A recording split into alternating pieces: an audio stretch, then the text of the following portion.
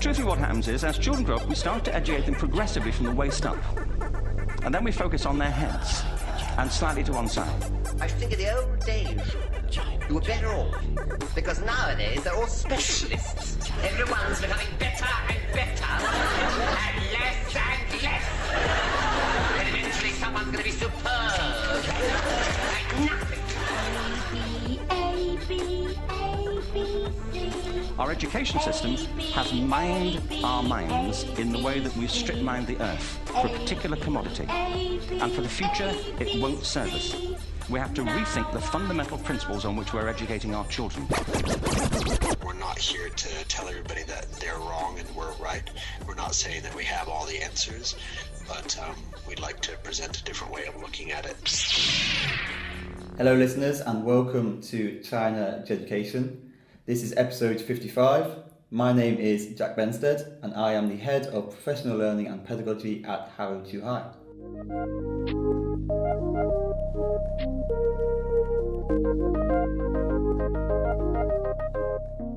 Would you like to tell our listeners how many times it took you to pronounce China Jeducation? I think it was only the second time, after a few in my head.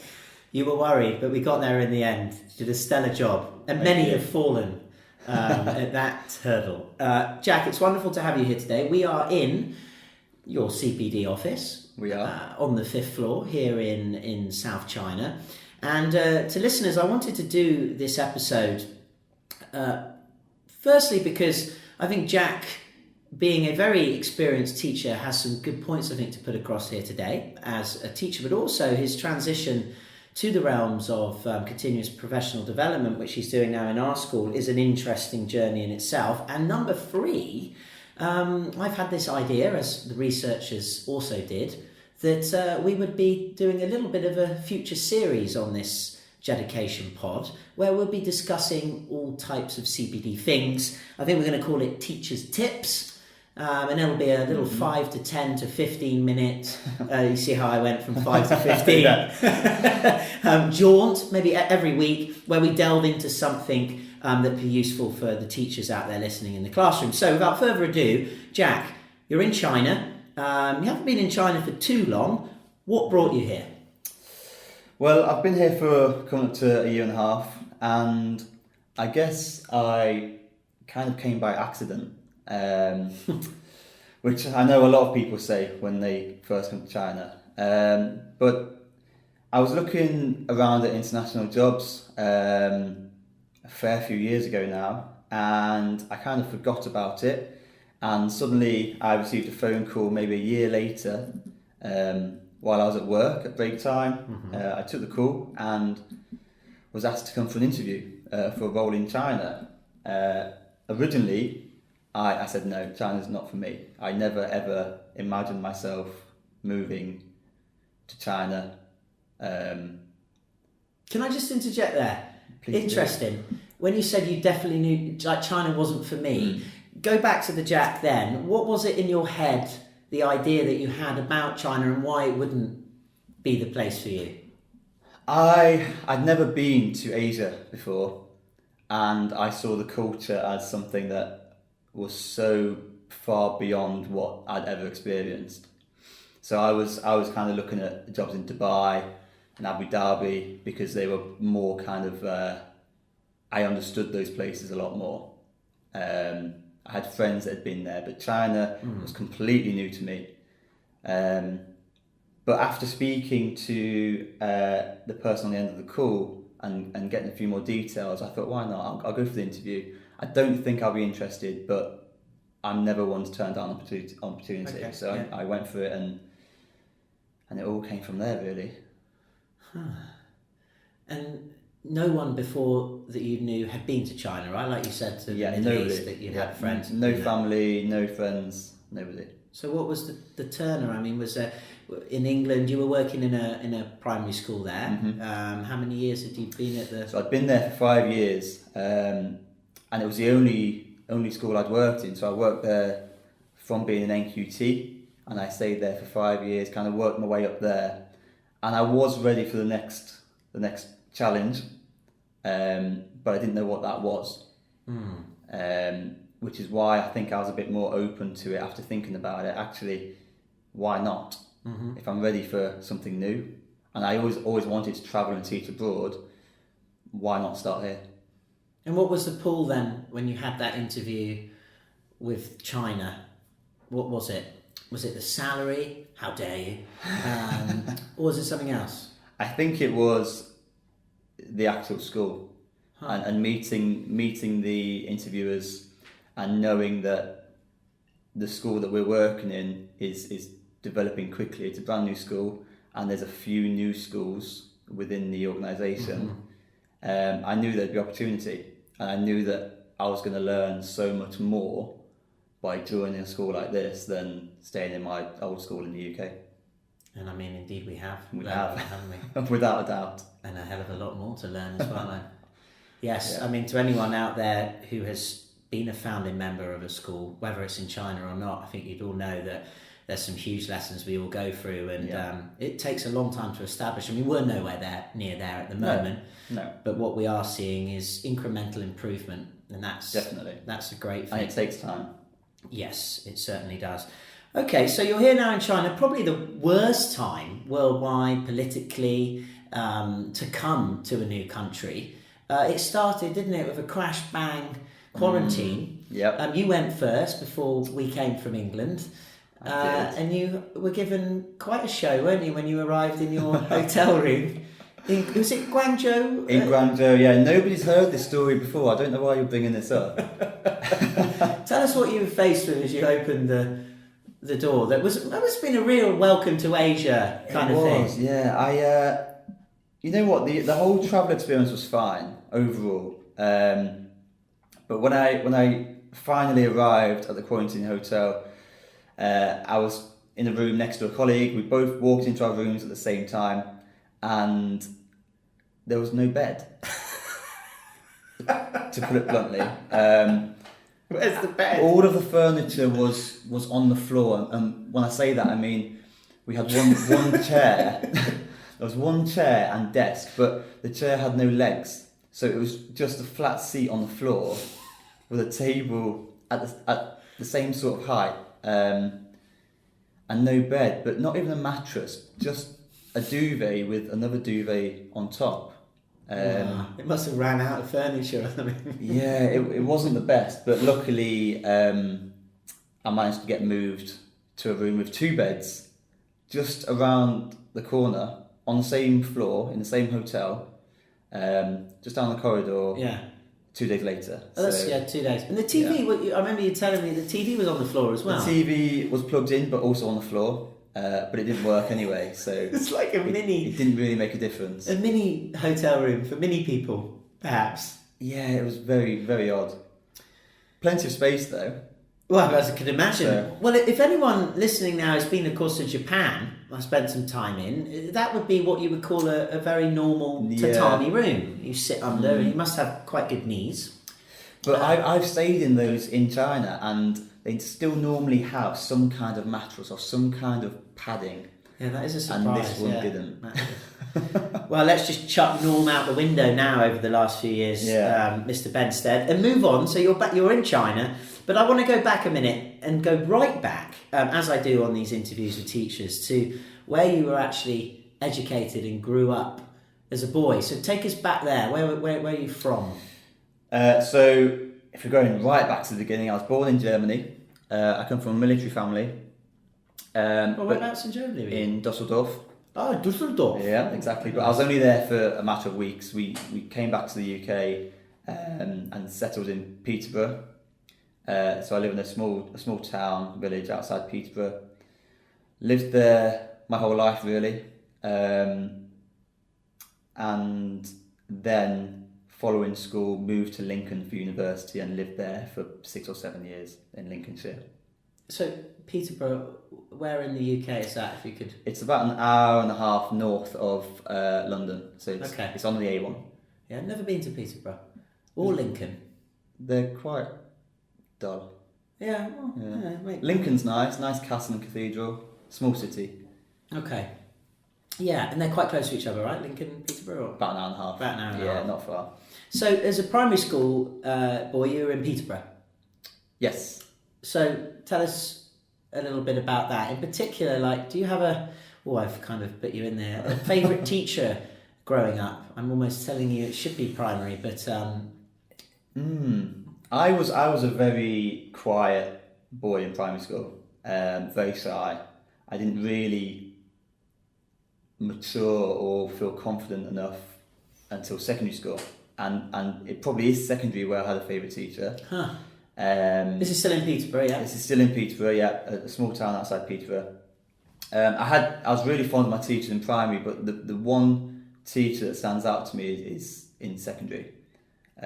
She was my German teacher, and she was interesting.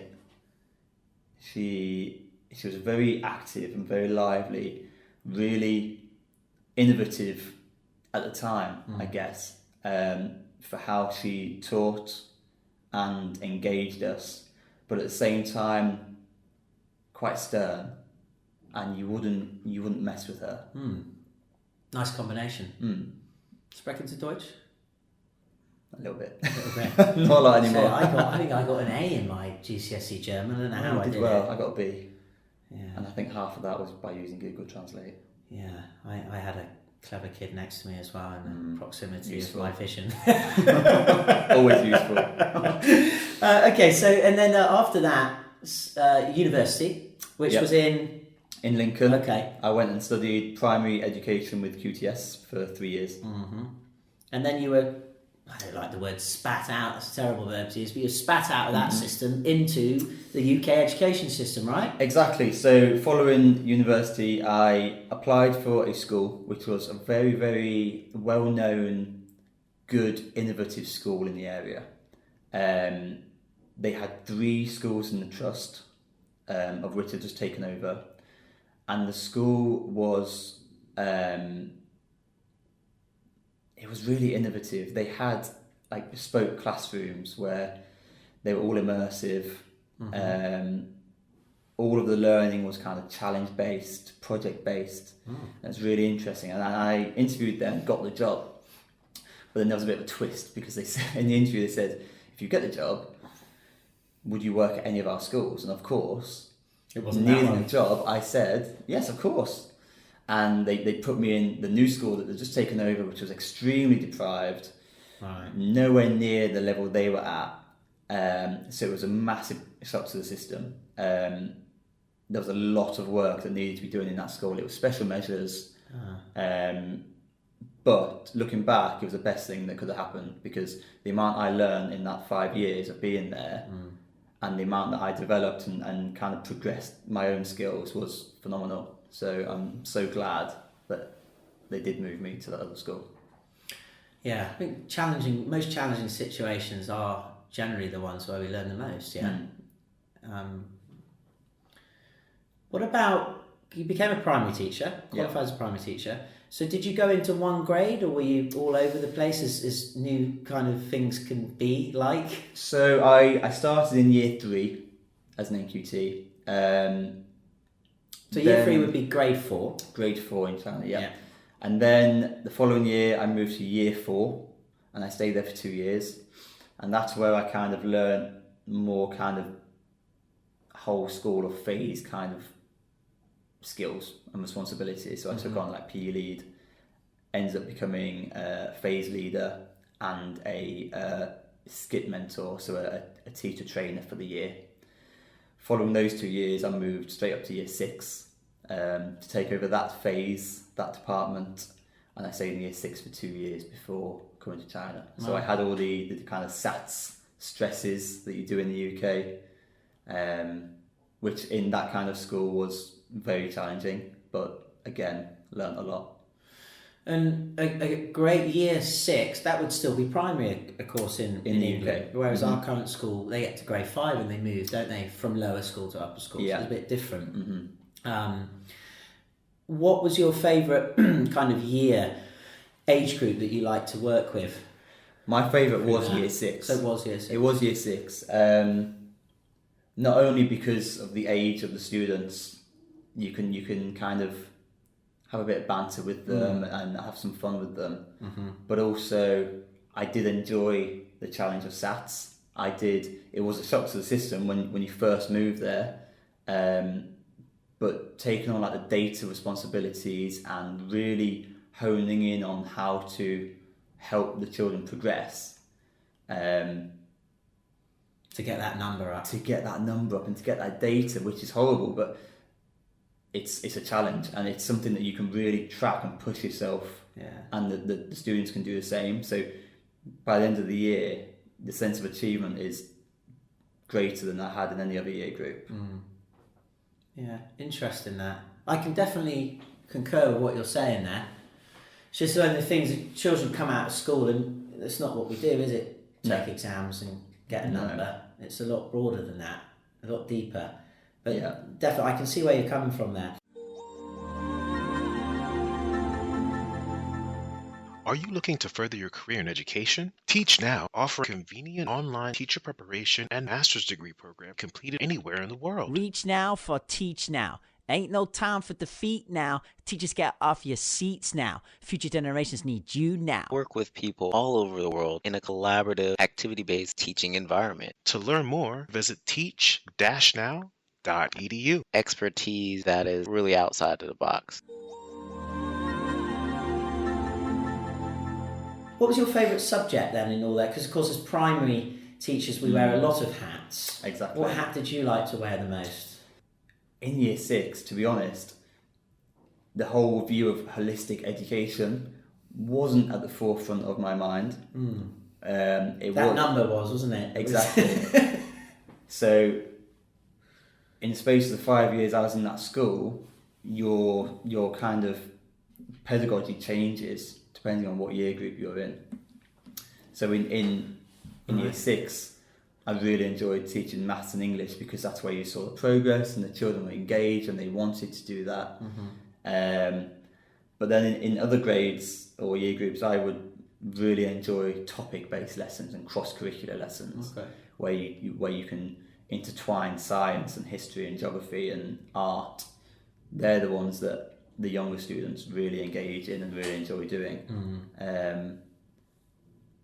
But I guess my strongest subject is probably English. But I am happy teaching most subjects. I'm not one of these teachers who has a favourite and would choose one. I enjoy teaching, so I will teach. Yeah, good answer.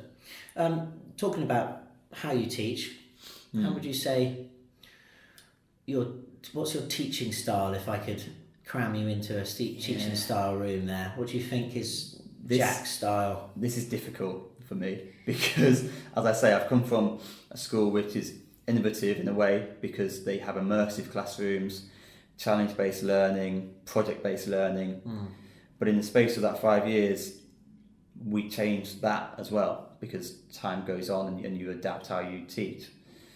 And then moving to China in a bilingual school, again, you have to change your style once again to suit the learners. So I don't think I can pinpoint a style, but what I will say is, for me, relationships with students are the one most important thing that any teacher can focus on.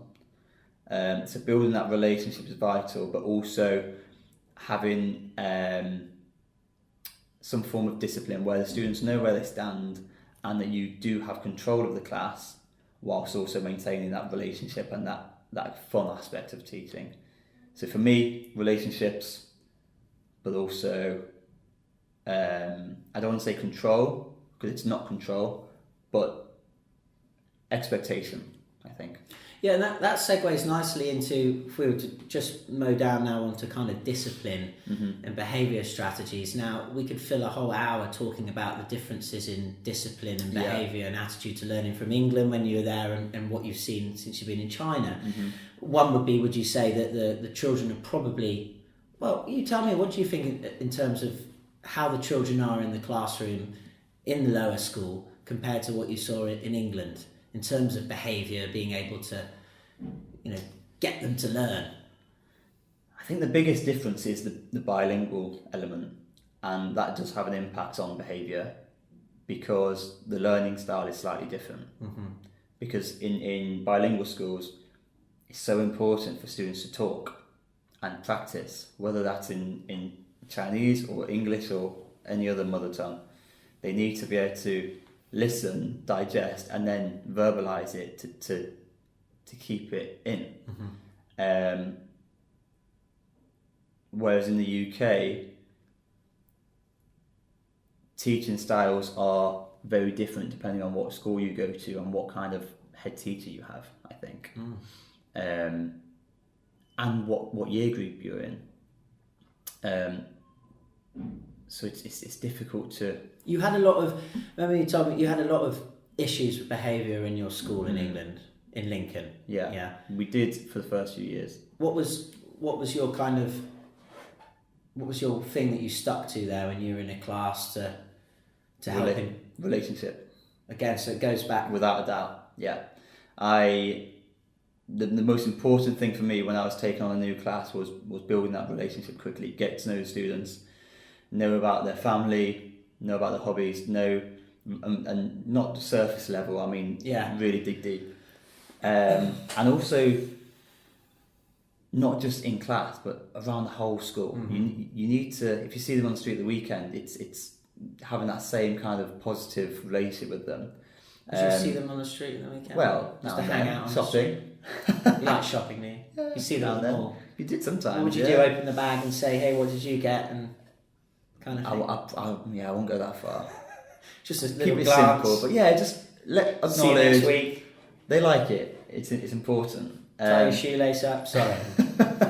But it's the parents as well, making sure that parents know that you care, and that becomes even more important as you.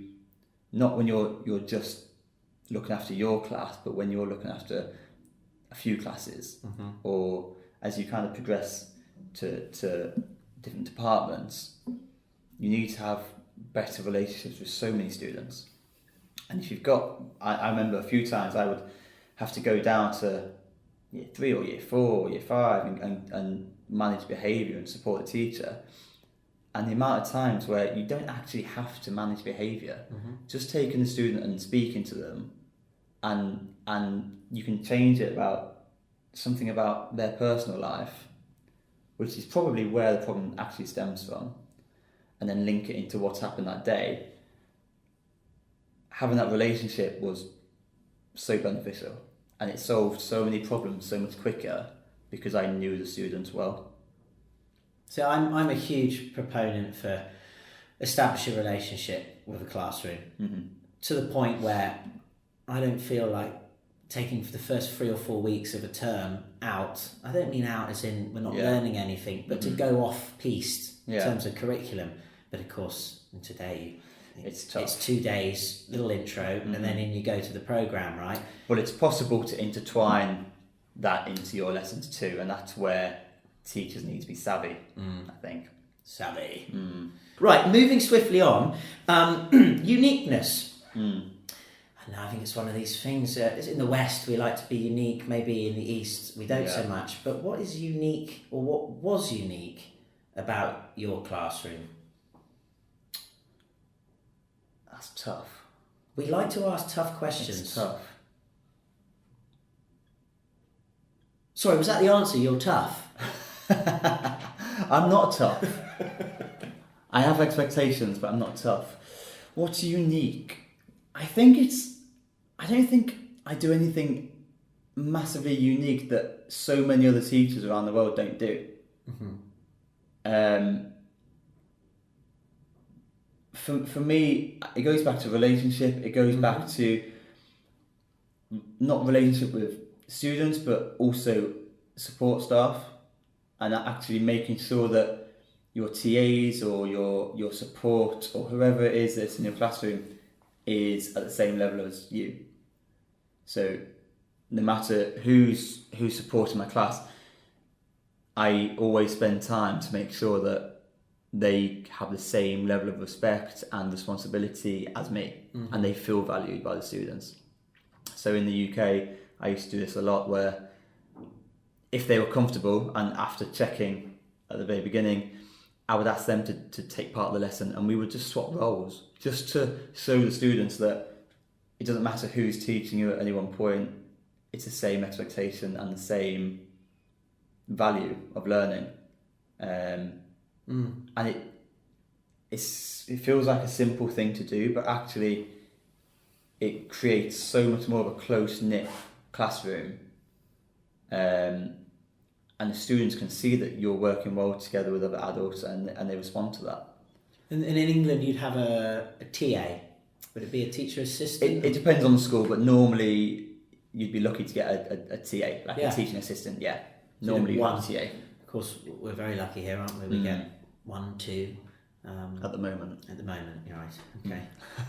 Maybe take that off the pod. Right, okay. Well, look, before we finish, let's delve into this crossover, because we got here to China, you had no bed. Then we went back to Lincoln and Peterborough where you had a bed. Let's now talk about what happened in terms of moving from, because last year you were with me you were doing grade 4. I was in grade 4. Yeah. Grade 3. And then, lo and behold, now you have a shiny new office, and you actually could do with putting some posters up in it's here. not very homely yet, is it? Teddy bear cactus in the corner, listeners, and some snacks there. And blue tack, which I found for you today. Thank you. I hope this podcast isn't too echoey by the lack of colour and warmth in your room, but move on. How did that happen? Because, I mean, I think it's fantastic. First of all, I haven't known you for a long time, but what I have known of you is I see you as, and we haven't talked about much, but your family growing up, which I thought was really unique in a way, is your mum and dad, because you've got how many brothers and sisters? At the moment, I've got 2 sisters and 3 foster siblings. So I find this really quite amazing, and I think it's one of the things that shaped you into quite a rounded, I think a very good example of a leader in the educational realm. You kind of grew up with a lot of different characters, the foster children. Yeah, it was a bit of an interesting childhood, because I think I was probably about 6 or 7 when my parents started fostering different kids. And they're still fostering now. So over the past however long, we've had teenagers, babies, everything in between, twins, triplets. Incredible. Children from all over the world, Africa. You never needed to leave, did you really? Maybe that's probably why you... Yeah.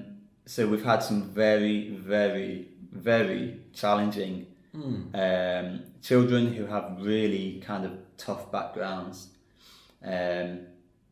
My sister, we fostered her originally as a baby, and then now she's adopted, my younger sister, and currently we have 3 foster children, one of which I've only met once, and that was when I visited my parents before I moved to China.